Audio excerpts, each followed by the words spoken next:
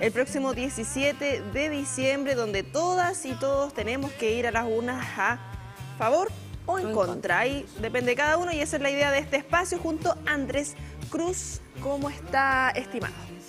Muy buenos días a todas y todos, nuevamente a su disposición para poder conversar ciertos aspectos que puedan ser relevantes para que usted tome una decisión, como muy bien se manifestaba, en contra o a favor. Así es. La importancia de hacer cierto trabajo cívico personal de manera informada. Y no siguiendo, digamos, a la abuelita, a la mamá, al tío. Darnos el tiempo de leer o de escuchar conversaciones como estas para tener una información certera y que nos haga tomar la mejor decisión como país en conjunto. Efectivamente, está comprobado que por regla general no nos leemos finalmente el texto que es sometido a nuestra votación, así como tampoco, seamos honestos, ¿no es cierto?, no leemos el programa de nuestros candidatos. Generalmente esto no se hace, pero esto es tan trascendente que es importante que votemos sobre la base de convicciones y emociones, y no solamente sobre la base de las emociones. Las emociones son muy importantes, obviamente, pero tienen que tener una base racional que nos permita justificar el por qué nosotros vamos a emitir un sufragio, ya sea por el a favor, ya sea por el en contra en esta circunstancia. Bueno, y todo lo que se ha dado también con la franja electoral, intensa, dentro de lo que significa evidentemente esto para buscar adeptos, ya sea una posición u otra. Y lo que vamos generando acá, aclarando precisamente todas estas fake news, estas tergiversaciones que pueden ocurrir en torno a esto. Uno ve de repente ahí en X, ya no es Twitter, no, va a pasar esto, va a cambiar esto, y acá vamos a ir aclarando con perita y manzana. Quizá hubo un aspecto que yo puedo apuntalar con lo que tú manifestabas, que con lo que terminamos el programa anterior, cabe hacer presente que ustedes en este proceso y en la medida en que vayamos acercándonos a la fecha del plebiscito, vamos a ser bombardeados con una serie de afirmaciones o negaciones que exageran contenidos de la propuesta. Y por eso hay que estar hay que ser bastante cuidadoso cuando uno pondera esta exposición o esta información que nos llega. La franja ha sido criticada en respecto de ambas premisas, tanto el a favor y el en contra, porque efectivamente, a mi juicio, tal vez con razón, ambas exageran, extrapolan y adoptan una posición muy radicalizada en torno a su posición, manifestando, dando a entender que el otro, el que tiene una posición en contrario, es un enemigo, es un individuo que no comprende la realidad. Creo que hay que colocarse a resguardo de esas posiciones extremas que lamentablemente están imperando en la élite o en la casta política, como algunos sustentan, es decir, aquellas posiciones polarizadas se darían más bien en ese ámbito, y es por ello que nosotros recibimos esa información. Y es mejor mantener una postura ponderada, prudente, templada frente a este tipo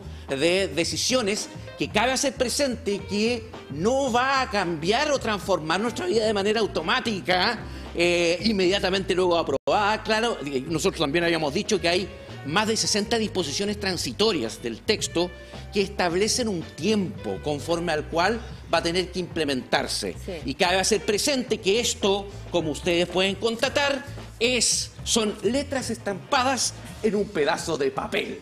Y por lo tanto hay toda una cultura sobre la cual estas ideas van a tener que intentar salir adelante para el evento de ser aprobada. Andrés, para que lo tengan presente, eso de que digan de que el país se va finalmente a derrumbar porque se apruebe la propuesta, o finalmente que el país se va a incendiar si se rechaza, es falsa. Las dos perspectivas son falsas. Vamos a seguir o vamos a continuar viviendo en comunidad y finalmente construyendo un futuro en conjunto. Andrés, ¿y cómo se debe de preparar un país y una sociedad para en estos años ir obviamente evolucionando con una nueva constitución, entre comillas, o no?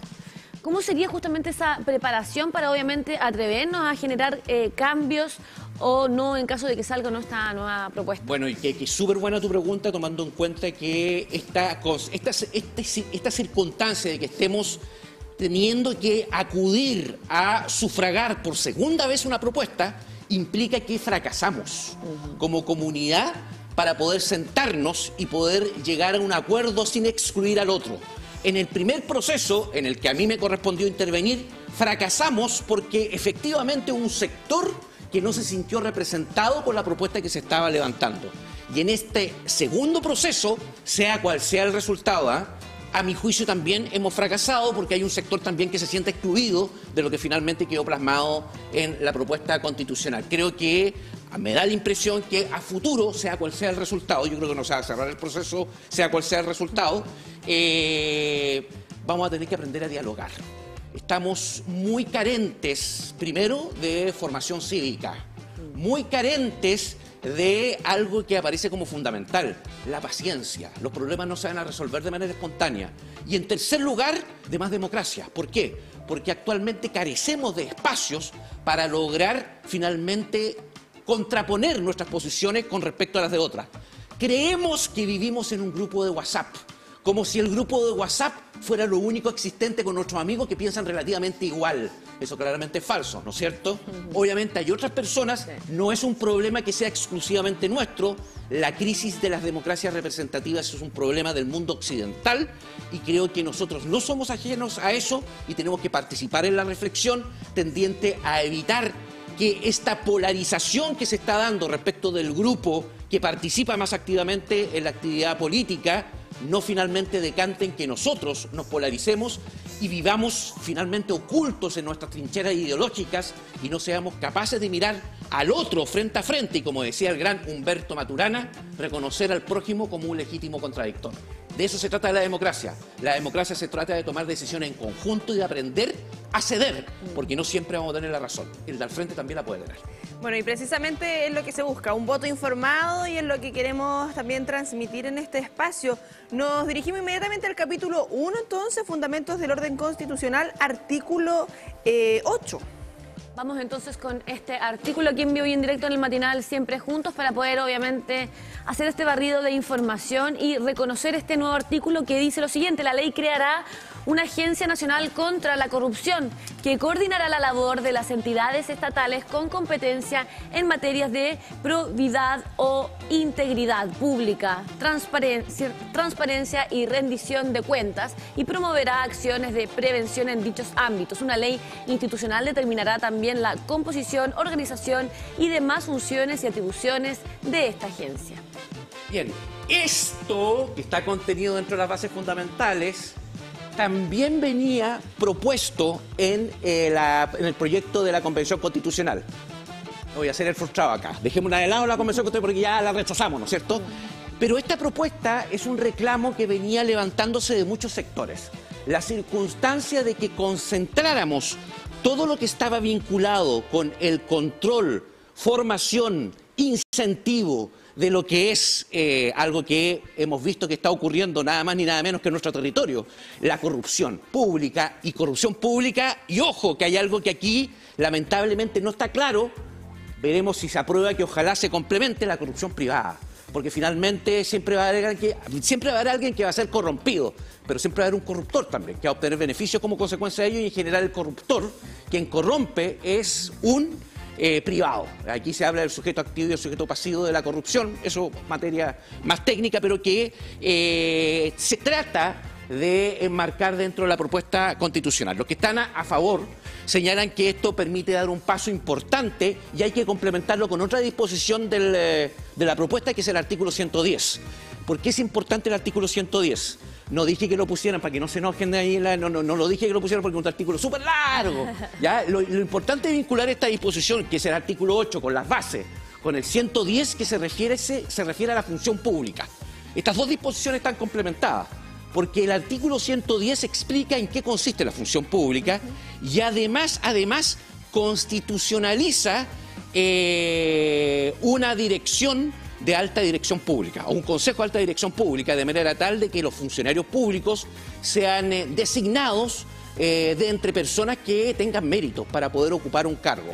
Creo que eso es importante en términos de avance, sin perjuicio de ello, los que están en contra señalan que cuando se trata de esta afirmación o de esta consagración, estamos interviniendo una materia, no por el hecho de crear varios órganos o colocar varias disposiciones, vamos a solucionar un problema que, como manifestamos en un principio, también tiene una raigambre cultural muy profunda. Todos alegamos contra la corrupción, pero cuando nos vemos sometidos a aspectos de necesidad, generalmente, muchos ceden. Muchos miran para el lado.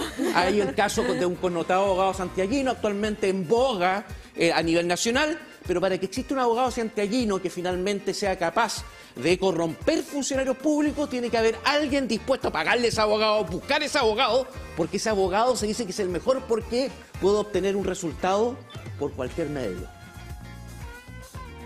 Siempre hay alguien dispuesto a pagar por eso. Por lo tanto, es algo que es más cultural.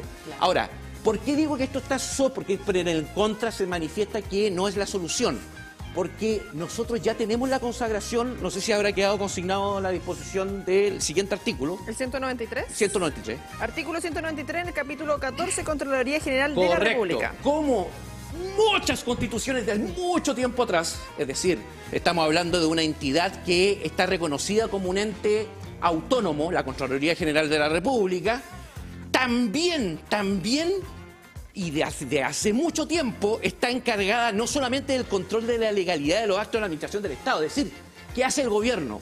¿Cómo toma las decisiones el gobierno, si son o no acordes al marco legal? Sino que también, y de la administración regional y local, así como de la probidad en el ejercicio de la función administrativa. Entonces, los que están en contra señalan, ya hay un órgano que siempre ha estado destinado a velar por la probidad, que es la Contraloría General de la República. ¿Para qué vamos a estar generando más órganos que finalmente van a duplicar funciones?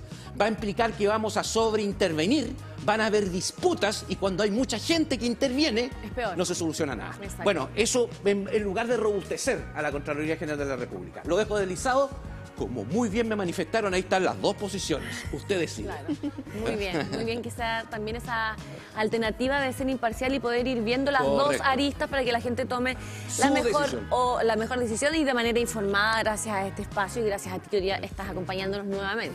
Pasamos al capítulo 2, entonces, Derechos y Libertades Fundamentales, Garantías y Deberes Constitucionales, al artículo 25, que nos indica las medidas adecuadas para la realización de los derechos indicados en el artículo anterior serán determinadas por la ley y las normas fundadas en ella. En la aplicación e interpretación de las disposiciones de este artículo, los tribunales no podrán definir o diseñar políticas públicas que realizan los derechos individualizados en el artículo precedente. Ya, esta disposición, ¿por qué es importante?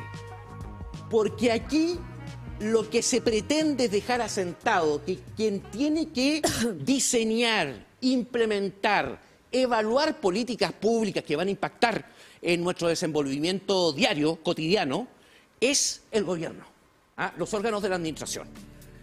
Y no pueden los tribunales de justicia, ellos, diseñar políticas por mucho que uno vaya a reclamar señalando, oiga, el gobierno no está cumpliendo con satisfacer mi derecho a la vivienda.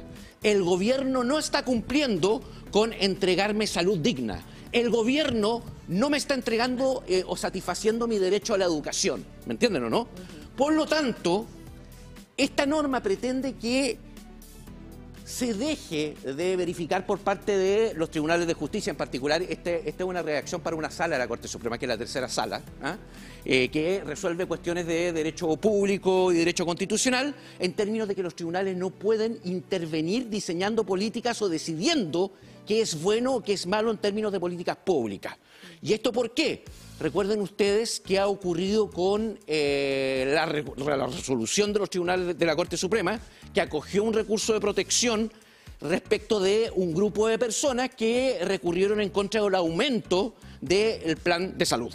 Y que finalmente lo que hizo la Corte Suprema fue señalar, oiga, esto no solamente afecta a los recurrentes, sino que a mucha gente. Por lo tanto, este fallo es aplicable respecto de todas las personas que se encuentran en esta condición, no obstante no hayan deducido un recurso de protección. Esto se denomina en términos ciúticos un fallo que tiene efectos erga omnes, es decir, respecto de todo tipo de personas. ¿Bien? Ahora, lo que se pretende es que esto no sea así porque generalmente lo que se dice, oiga, los ministros o los jueces no tienen formación para poder diseñar políticas públicas, no conocen ni pueden ordenar o disponer del erario público. ¿ah? Y por lo tanto, ¿cómo un juez que es un abogado, un gris abogado como yo, puede finalmente aducir que tiene conocimiento de tantas materias que finalmente va a determinar cuándo el Estado, a través del gobierno, va a intervenir o no, implementando una política pública y más aún respecto de toda la comunidad? ¿Ah? Eso sería intervenir respecto a un asunto que no le compete. ¿Estamos? Pero esa es la posición de los que están a favor. Los que están en contra señalan, oiga, y si no fuera por los tribunales de justicia, todavía existirían planes de salud elevados de manera arbitraria por parte de entes privados como son las ISAPRE, que finalmente de manera unilateral aumentan los planes de salud y terminan metiendo la mano en el bolsillo del usuario, aunque no les corresponda efectuar este tipo de modificaciones. Es un tema vulnerable como la salud. Muy sensible. Segundo, ¿qué ocurre con aquellas personas respecto a las cuales la ISAPRE no quiere cubrirle un medicamento porque es muy caro y de ese medicamento depende la vida de la persona? O que la ISAPRE no quiere cubrirle un tratamiento o una intervención quirúrgica para los efectos de atender una determinada enfermedad para la cual no tiene cobertura. Y los tribunales, aplicando justamente lo que constituyen garantías fundamentales que están contenidas en la Constitución, finalmente han logrado que esas personas sobrevivan y se vean atendidas en estos derechos fundamentales.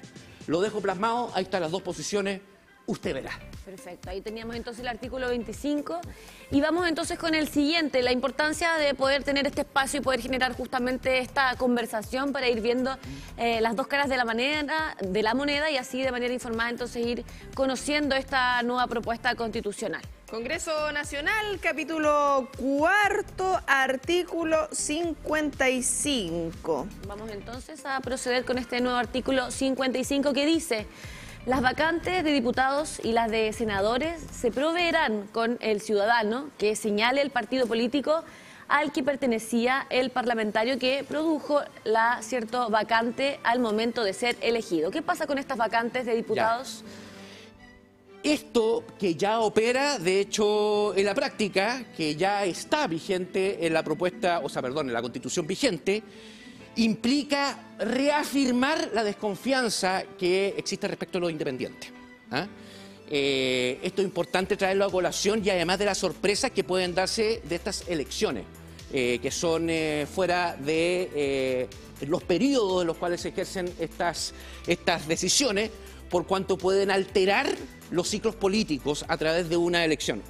Hay una experiencia, una anécdota de término histórico, que está vinculado con el padre de un actual diputado, que es Jaime Naranjo. El padre fue elegido en una elección complementaria, esta se denomina elecciones complementarias, y como consecuencia de esa elección complementaria se produjeron consecuencias, que implicó que un sector político, en lugar de apoyar a su candidato, apoyó a Eduardo Frei para evitar la elección de el candidato Salvador Allende en la elección de 1964. ¿Y esto por qué? Porque con estas elecciones complementarias se logra determinar cuál es la temperatura del electorado y eso puede modificar o impactar a la decisión de políticas públicas y decisiones políticas. Esa anécdota se denominó el naranjazo, porque implicó y tuvo consecuencias. Y entonces, esto lo que pretende es evitar este tipo de circunstancias. Entonces, las vacantes de diputados y senadores se proveerán con el ciudadano que señale el partido político al que pertenecía el parlamentario que produjo la vacante al momento de ser elegido. Esto está vinculado también con disposiciones que restringen las listas de independientes, que están también constitucionalizadas en esta propuesta, que también establecen una sanción o evitar lo que se denominaban estos individuos que renuncian a los partidos políticos, habiendo sido elegidos por uno de ellos una vez que están en el Congreso. Es que entendiendo también el descontento que hay con la ciudadanía, con el partido político como tal, porque... Bueno, es que ese es un punto que hay que tomar en cuenta. Con los partidos políticos. Con los partidos políticos, a ver, yo cuando esto yo lo he dicho más de alguna oportunidad, lo voy a volver a reiterar, yo fui elegido en la Convención Constitucional como independiente, pero intervine como un militante más del Partido Socialista. No lo vamos a negar ni voy a ocultar mi militancia, o no soy militante, pero digamos como yo actué. Pero se criticó mucho, o actualmente se critica mucho, a aquellos que pertenecieron a listas de independientes y que fueron como independientes a la Convención Constitucional. Claro. Esto también lo dijimos la primera vez, tú no estabas, pero el primer programa, creo que hay que tomar en cuenta que eso no es, a mi juicio, lo que yo vi no es justo. porque hubo muchos militantes de partido político que fue más destemplado, imprudente y fue inclusive mucho menos dialogante que la mayoría de los independientes que estuvieron en la Convención Constitucional. Obviamente ahora esos independientes no han tenido la posibilidad de tener el mismo palco que se les da a los militantes de los partidos políticos ni a los partidos, que tratan de excusarse del fracaso del que fuimos nosotros protagonistas. Pero indudablemente que también hay mucha responsabilidad de los partidos políticos y eso implica un desafío hacia adelante de que no podemos seguir con las estructuras partidarias que actualmente están vigentes si queremos enfrentar el ejercicio de la actividad política hacia el futuro de manera mucho más seria. Yo esto porque yo quiero, es que, ¿sabes lo que pasa? Es súper interesante lo que estás comentando. Fueron elegidas muchas personas de la lista del pueblo y puede ser que muchas personas de la lista del pueblo hayan ejercido mal su función, como muchas personas de otras listas, como muchas personas que pertenecían al mismo colectivo socialista del cual yo formé parte. Pero eso no significa que vamos a juzgar a todas estas personas. Hay gente que luego se escindió la lista del pueblo, muchas otras listas, pueblo constituyente, hubo muchas personas que actuaron de manera seria y responsable. Y me parece a mí que estar juzgándolas ahora, sin que ellos tengan la posibilidad de emitir también cuál es su punto de vista, es injusto. Y me parece menos justo, además, que inclusive aquellos que fueron responsables del estallido social, en parte, y de mucha de la debacle y el fracaso que actualmente estamos viviendo frente a la imposibilidad de tener una propuesta constitucional de manera seria, estén lavándose las manos y estén viéndose favorecidas con este tipo de disposiciones. Claro.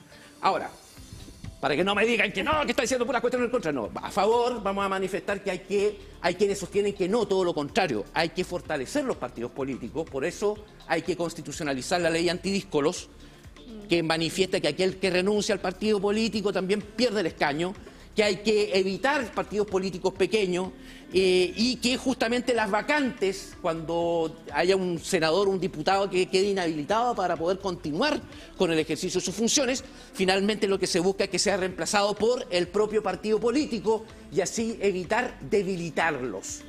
Pero fortalecer al partido político. Pero, bueno, para fortalecer el partido político. A ver, ahí está. ¿Y cómo sería el escenario? ¿Cómo sería el escenario con nuevos partidos políticos? ¿O cómo sería esa organización también? Lo que pasa es que lo que se pretende es lograr evitar de que existan partidos políticos muy pequeños que finalmente tienden a una fragmentación excesiva. Claro, hoy es indudable que tenemos una fragmentación excesiva.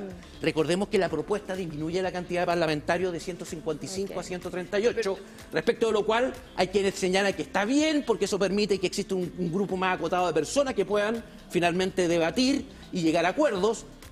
Bueno, hay otros que piensan que está mal porque finalmente van a verse afectadas las provincias en torno a la representación y no una cuestión de cantidad, sino una cuestión de calidad.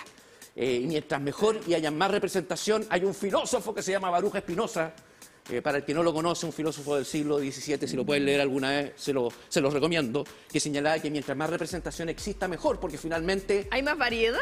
Hay más variedad y la estupidez se diluye en la cantidad. Claro. Mientras más seamos, finalmente las decisiones van a ser menos estúpidas. Claro, y esto es una opinión personal en todo caso, estamos dentro de esto polarizado, que es como blanco-negro, como que a la gente le da miedo decir soy más blanco, como que no, soy medio gris, y por eso está esta fragmentación, pero finalmente, claro, bueno, la fragmentación que buscamos hacer esto. Y lo peor de todo es que el objetivo finalmente de los partidos políticos es destruir al otro partido político más que los propios objetivos por el país. Yo creo que por ahí va el problema de nuestro país y eso es lo que yo siento. Bueno, y que súper buena tu acotación, porque fíjate que el día de ayer el presidente Boric, ¿qué dijo? Afirmó que se arrepentía de haber adoptado una actitud de confrontación excesiva con el gobierno de Sebastián Piñera, en lugar de ser más propositivo en determinadas materias. Con ese odio? Creo que es súper está súper acorde, digamos. Creo que el país no va a evolucionar de manera positiva si finalmente los objetivos de, no sé, ya sea de uno u otro gobierno, uno y otro partido, tienen que ver con la destrucción del oponente más que el construir todos por un mismo país. Yo creo que por ahí va finalmente el gran problema de lo que pasa en esta nación.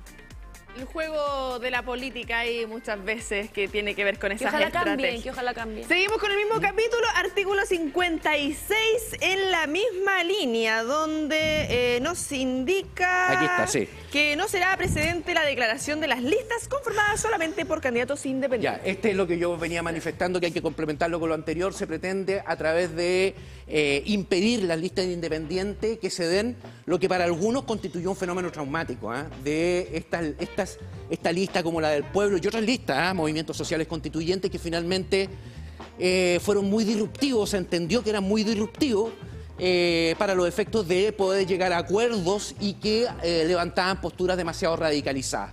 Yo les insisto, mi experiencia no fue esa, creo que hay muchos militantes de partidos políticos que fueron mucho más radicalizados que estos independientes, pero eso es lo que quedó plasmado finalmente en la comunidad y lo que hizo finalmente el Consejo Constitucional fue simplemente recoger esta inquietud o esta posición que existe en el seno de la comunidad. Por lo tanto, ahí están las dos perspectivas, también vinculado con la necesidad de fortalecer los partidos políticos para evitar esta fragmentación excesiva que se puede dar con la irrupción de muchos independientes. Porque obviamente un fenómeno, yo no lo sabía, lo aprendí. Y aprendí el término que es... Enséñenos, a ver. Es el término que se conoce como el pirquineo de votos. Cuando uno no tiene grupos para poder negociar, por ejemplo, un partido que maneje 15 diputados, el otro que maneje 20 diputados, finalmente basta con que dos negocien para arrastrar los votos del resto y poder llegar a acuerdos mucho más fluidos. Si hay muchos independientes o partidos muy pequeños, hay que proceder a lo que se denomina el pirquineo, de ir voto persona por persona buscando el voto. Y eso complica el ejercicio de la actividad política y por lo tanto hay quienes sustentan que es necesario evitar esta fragmentación y esto estaría destinado a ese objetivo. Claro, les complica ahí la toma de decisión en torno a lo que ellos hacen en el ejercicio mismo, porque finalmente, claro, la gente... ¿Por qué salieron tanto independientes? También porque está esta variedad o las matices que tenemos. Es necesario la variedad o necesaria la representación territorial, que es algo importante, porque como nosotros tenemos una construcción de partidos políticos que parten del centro, las decisiones a nivel de partidos políticos se toman a nivel central, se toman en Santiago.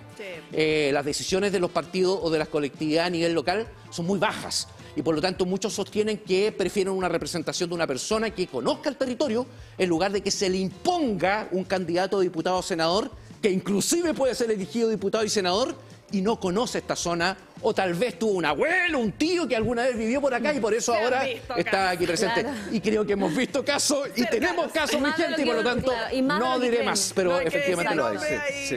Uno tiene que saber por quién votó solamente. Capítulo 4, continuamos, Congreso Nacional, artículo 69 en el punto 10, que acá se me confunde esto, nos vamos al 10. Vamos entonces ¿Cesarán sus funciones?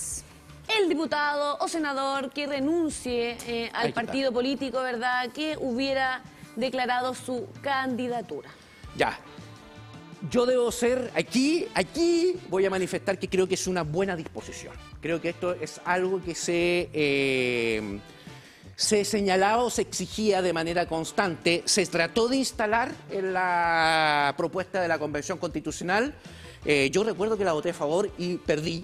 Fue una de las tantas cosas que perdí dentro de la convención. No quedó en la propuesta, pero ahora en la propuesta del Consejo, en este aspecto, creo que es un avance. Esto hay que entenderlo, obviamente, vinculado con el resto de las disposiciones. En este aspecto creo que es importante tomar en cuenta que hay muchos diputados y senadores. Puede ser que situaciones excepcionales se puedan comprender. Tal vez haya quedado la postura en términos muy rígidos. Debió haberse señalado sin razón suficiente, sin motivo justificado, que tendrá que ser determinado por el Tribunal Constitucional. Ahí sí, yo creo que esto va a tener que ser modificado más adelante, porque nadie puede ser obligado a mantenerse en un grupo si es que eventualmente existe lo que aparece curioso, porque por un lado se reconoce en la misma propuesta la objeción de conciencia, pero por este lado se le impide renunciar al partido político. Bueno, esta dicotomía hay de alguna manera que hay que ventilarlas y resolverlas el día de mañana.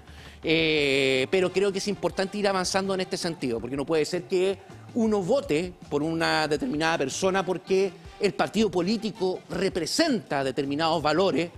Una persona que vota por Renovación Nacional y la UDI y resulta que renuncia la persona de esa colectividad y luego se apliega a la bancada del Partido Comunista. La verdad es que se entendería poco. Por lo tanto, eso trata de evitar la norma, estos cambios que finalmente implican que la persona se candidateó por un partido político simplemente por conveniencia o por razones económicas. Los partidos políticos financian campañas y muchas personas, y se los digo con razón, o sea, se los digo conociendo el asunto, son caras las campañas electorales. Y por lo tanto, el apoyo que pueden entregar los partidos políticos es significativo y aparece que luego si la persona que fue elegida por ese partido renuncia al mismo, no creo que sea lógico. Continuamos, señor director, ¿usted me dice con el último? ¿O? Sí, porque la otra semana podemos ir dejando más. Capítulo 9, poder Judicial, Vamos con el último, artículo 155, en el punto 6, donde nos indica que los tribunales de justicia no podrán, en caso alguno, dejar de aplicar un precepto legal por causa de inconstitucionalidad sin una sentencia de inaplicabilidad del Tribunal Constitucional que así lo haya resuelto. Ya, esto está dentro de el capítulo del Poder Judicial. Me parece bien que... Ahora, en la primera parte ya se manifestó que esto de los poderes está superado, pero por una cuestión de tradición.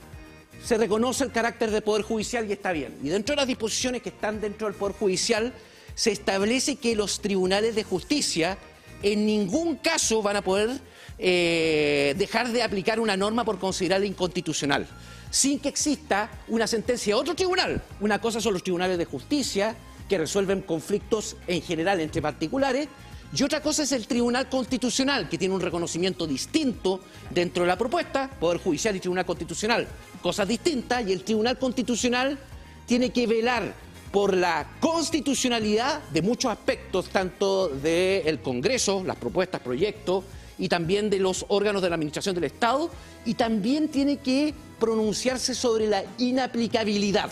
Cuando yo hablo de inaplicabilidad, estoy diciendo que la aplicación de una determinada norma jurídica en un caso en concreto es inconstitucional.